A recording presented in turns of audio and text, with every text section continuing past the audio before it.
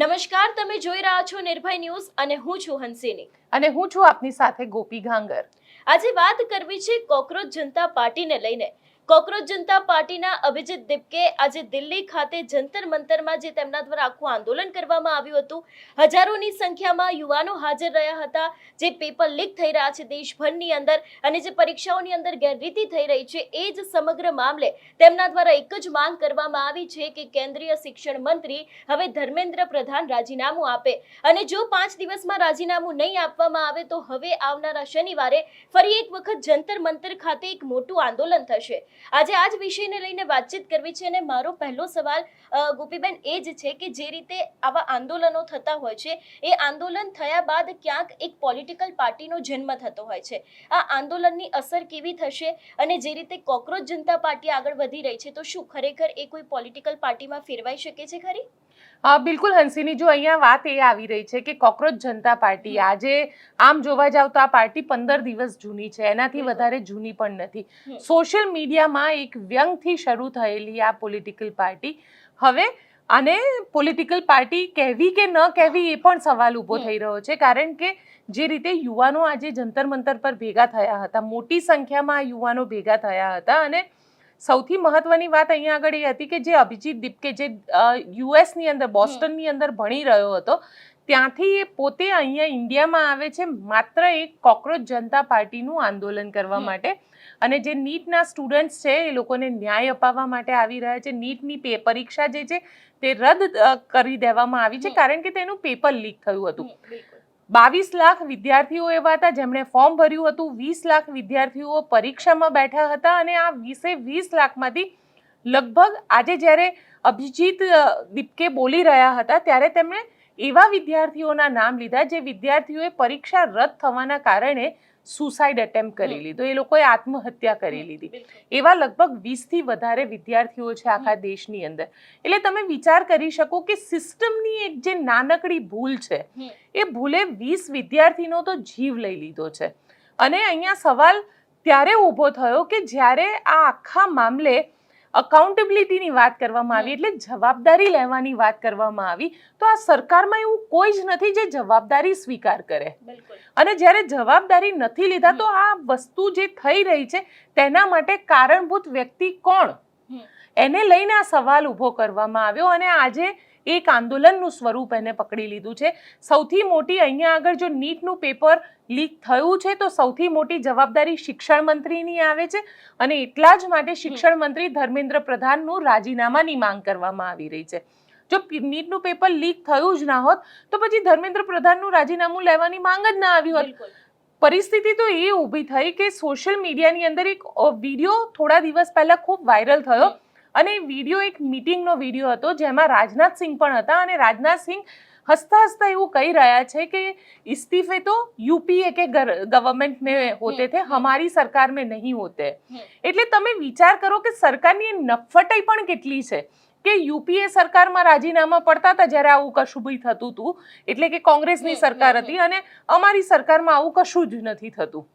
આવો એક વિડીયો જે છે એ પણ સોશિયલ મીડિયામાં વાયરલ થયો અને છતાં પણ સરકાર આ આખા મામલે કોઈ જવાબદેહી જ નક્કી કરવા માટે તૈયાર નથી કે ભૂલ કોની, પેપર ક્યાંથી લીક થયું. સરકારને જ્યારે નીટનું પેપર રદ કરવામાં આવ્યું અને પૂછવામાં આવ્યું તો એવું કહેવામાં આવ્યું સરકાર તરફથી, જે ઘણા બધા વિદ્યાર્થીઓ માટે એક ઝાટકો હતો કે પેપર લીક નથી થયું પરંતુ પેપરના અમુક સવાલો મેચ થઈ રહ્યા છે. એટલે શું સરકાર નક્કી જ નથી કરી શકી રહી? તો પછી તમે રી એક્ઝામિનેશન કેમ કરાવડાવી રહ્યા છો? વિદ્યાર્થીઓના ભવિષ્યનું શું?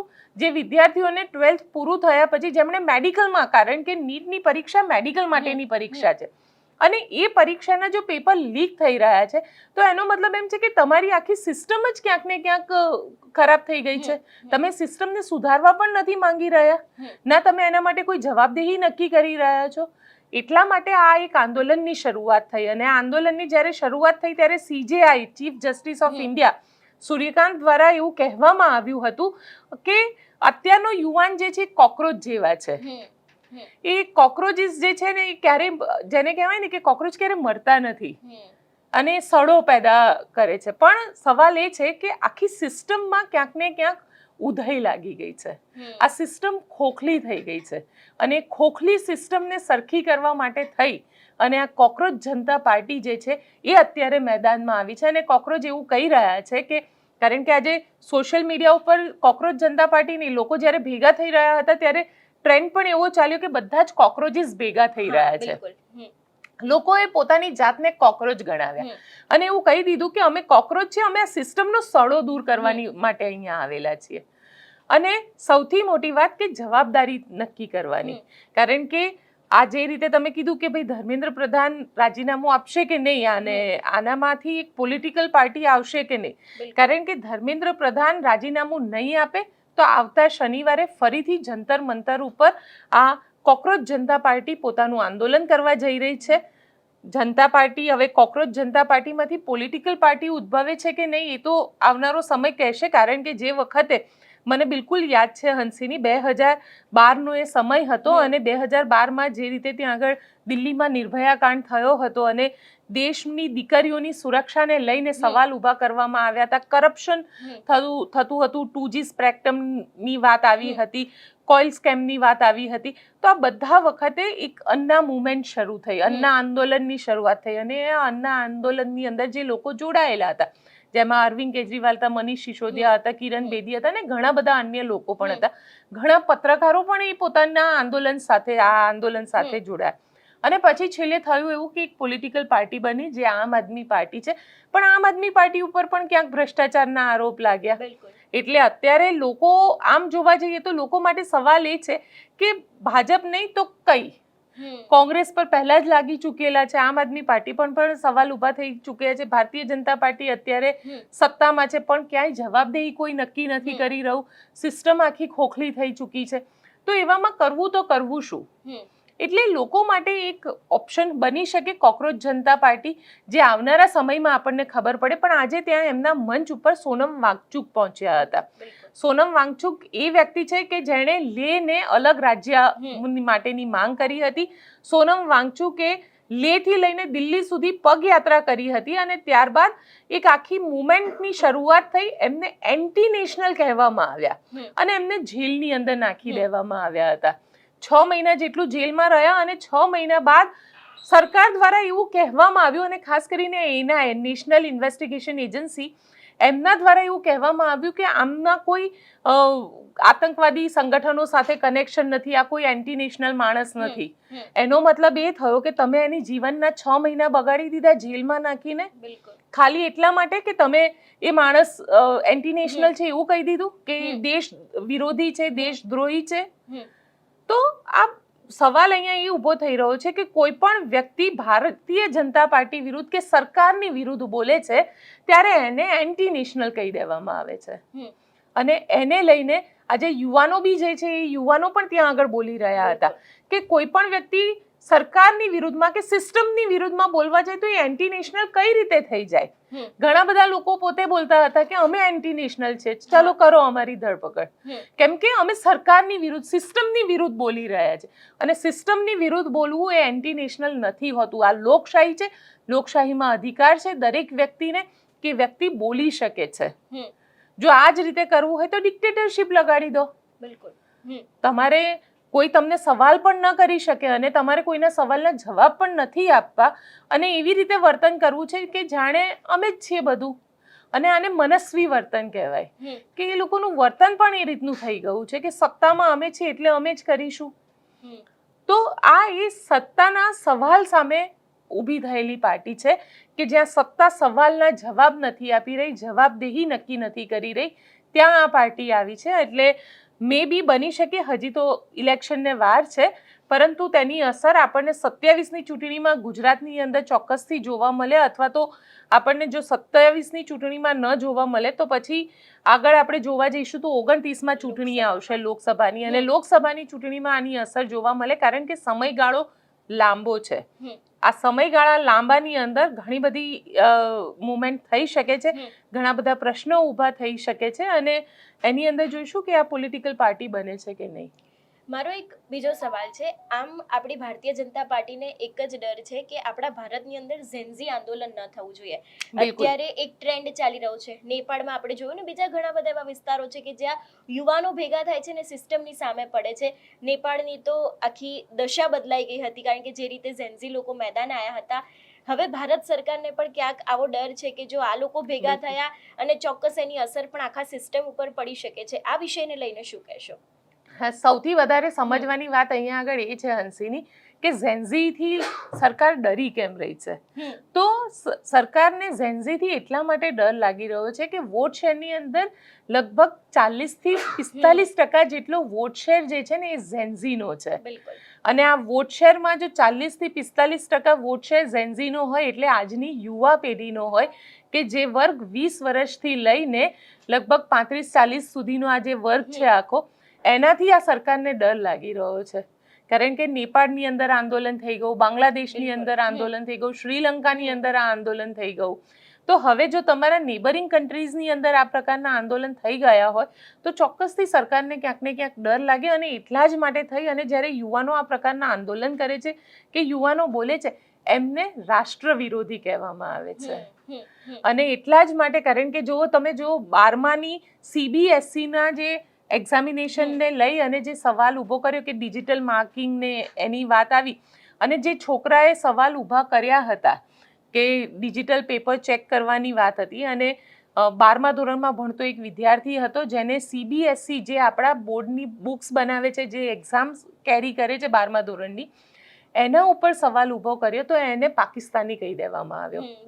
એને એવું કહેવામાં આવ્યું કે આ પાકિસ્તાની છે, આ દેશ વિરોધી છે. અરે એ છોકરો 17 વર્ષનો છોકરો છે જેણે સવાલ ઊભા કર્યા કેમ કે એની માર્કશીટ આખી ચેન્જ થઈ ગઈ છે અને એના પોતાનું કેરિયર આના ઉપર ડિપેન્ડેડ છે. એની આવનારું જીવન એના ઉપર હોય અને એ સવાલ પણ ન પૂછી શકે કે મારી માર્કશીટ જે મેં લખી છે આખી ચેન્જ થઈ ગઈ છે, તો તમે એને પાકિસ્તાની કહી દેશો? એટલે તમે સિસ્ટમને સ્વીકારવા જ તૈયાર નથી થયા. એટલે જ કહું છું કે જવાબદેહી સરકાર નક્કી કરવા તૈયાર નથી. આ ભૂલ છે તો ભૂલ કઈ વ્યક્તિએ કરી છે. જો એ વ્યક્તિએ કરી છે એ આઈડેન્ટિફાઈ કરીને એને સસ્પેન્ડ કરો અથવા તો એને જેલ ભેગો કરો, પણ એ નથી કરવું.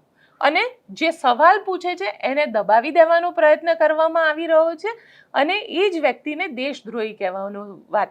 પણ જૂના જમાનામાં આપણા ગુજરાતીમાં એક કહેવત છે કે દબાયેલી સ્પ્રિંગ વધારે ઉછળે.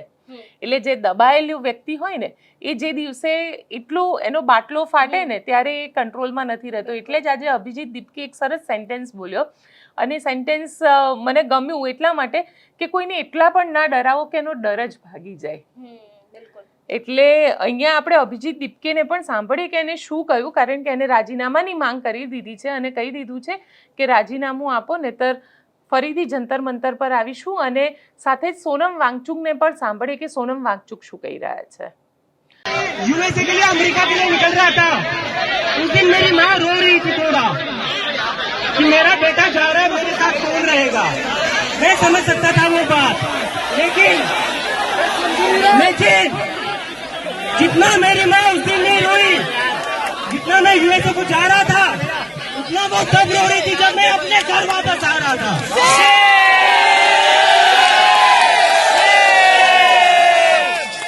पिछले 2-3 दिन से मेरी माँ और मेरी सिस्टर रो रहे थे कि तू वापस चला जाएगा तो तुझे ये लोग अंदर डाल देंगे.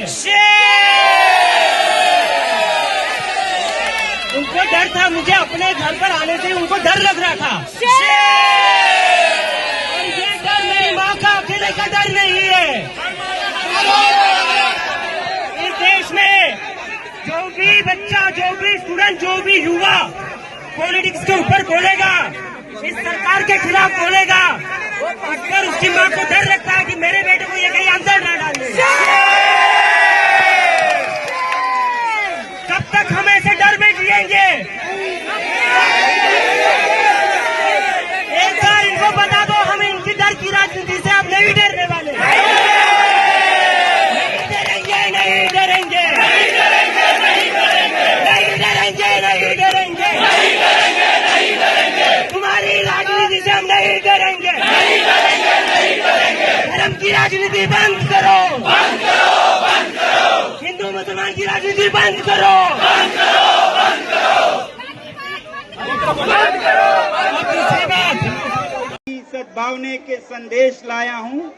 मैं सबसे पहले धन्यवाद करूंगा कि जिस मुद्दे ने आप सबको छुआ, शिक्षा का, और आप लोगों ने उसी को चुना है शिक्षा के लिए। और आप एक तरह से, मैं इसे प्रोटेस्ट नहीं कहूंगा, इसे मैं आग्रह कहूंगा। आग्रह करने हम जुटे हैं। अगर आग्रह को नहीं सुना जाता है तो क्या मालूम प्रोटेस्ट भी हो, मगर प्रोटेस्ट मुझे उतने अच्छे नहीं लगते हैं। हम अपील करने, आग्रह करने आए हैं, और आगे भी हमें उम्मीद है, आशा है कि ऐसे ही जिम्मेदारी सरकार की तरफ से दिखाई जाएगी और जवाबदेही भी होगी। जवाबदेही जो कि हम चाहते हैं सरकार से। इस आग्रह में इस्तीफा की बात तो चली है, मगर इस्तीफे से ज्यादा है जिम्मेदारी की। और जिस इंसान को जिम्मेदारी महसूस होती है तो जो जरूरी है वो करते हैं, चाहे उसके लिए इस्तीफा देना पड़े, त्यागपत्र देना चाहें। तो एक सम्मानित लोकतंत्र की तरह भारत देश में एक सम्मानित नेता, एक सम्मानित मंत्री, मुझे नहीं लगता है हमें ऐसे जोर से, नारों से पुकारना पड़ेगा। वो खुद अपनी जिम्मेदारी समझकर खुद ऐसा कदम लेंगे जो उनके मन और उनके आत्मा पर उतरती हो। तो यही हम उम्मीद करेंगे कि ऐसा हमें प्रदर्शन, प्रोटेस्ट न करना पड़े। आग्रह से ही अगर काम चलता है तो बहुत अच्छा है। जिस तरह की जिम्मेदारी और संवेदनशीलता सरकार ने आज दिखाई है, मैं उससे बहुत गर्वित हूं, क्योंकि लोग कहते थे कि ऐसा कुछ नहीं होने देंगे, धरपकड़ होगी, गिरफ्तारी होगी। आप देख रहे हैं ऐसा कुछ नहीं हुआ है, और ये भारत के लिए बहुत बड़ी बात है। ये आप लोगों की, सिर्फ आप लोगों की जीत नहीं है, ये भारत देश की जीत है, ये सरकार की भी जीत है। इसका हम जश्न मनाएं तालियों के साथ। तो अभी मैं देख रहा हूं आप लोगों ने शिक्षा का सवाल उठाया है। क्यों ना उठाएं, आपके जिंदगी से सीधा जुड़ा है ये इम्तिहान। जिस पर हम भरोसा करते हैं उसी में अगर बेईमानियां हो तो फिर कोई क्या उम्मीद करे, उम्मीदें टूट जाती हैं।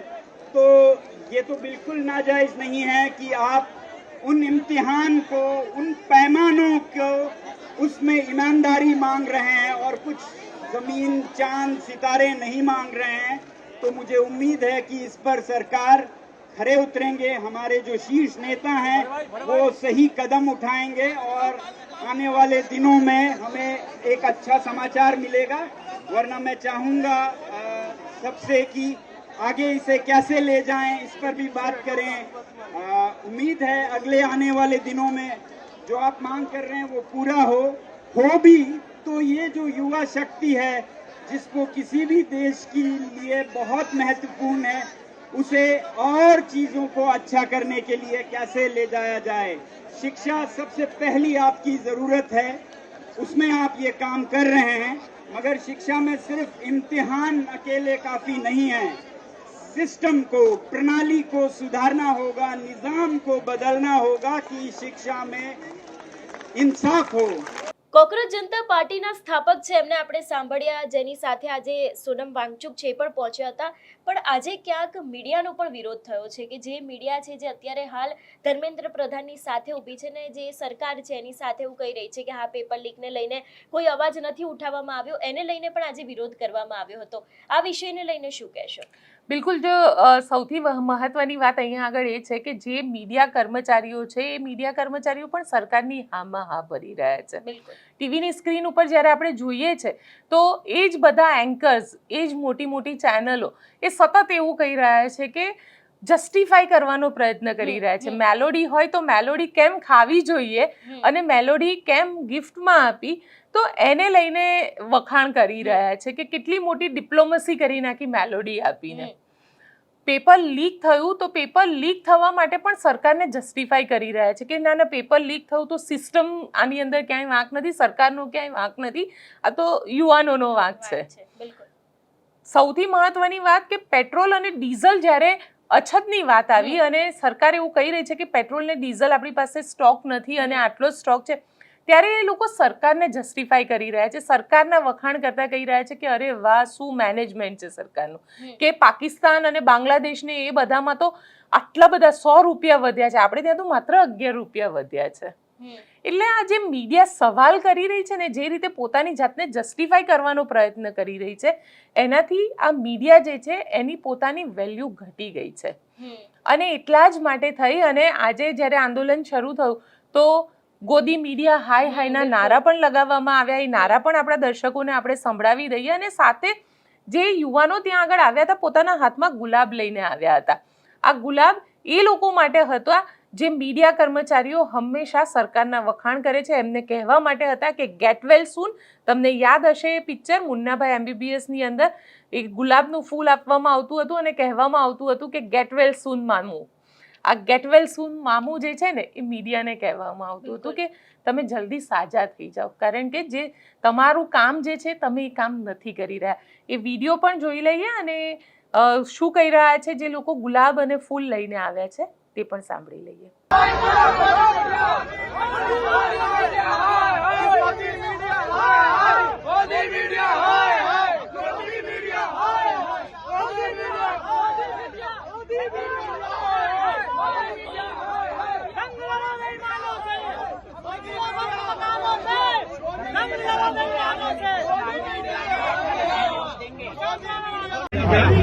मंच फाइन करते हैं ताकि आपको पैकिंग में भी अपनी